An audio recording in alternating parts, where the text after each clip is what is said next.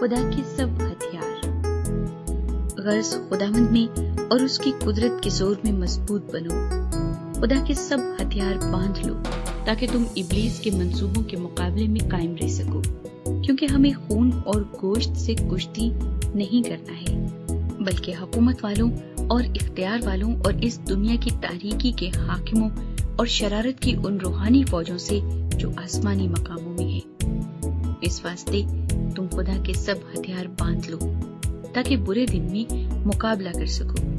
اور سب کاموں کو انجام دے کر قائم رہ سکو۔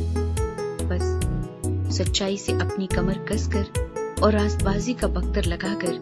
اور پاؤں میں صلح کی خوشخبری کی تیاری کے جوتے پہن کر اور ان سب کے ساتھ ایمان کے سپر لگا کر قائم رہو، جس سے تم اس شریر کے سب جلتے ہوئے تیروں کو بجھا سکو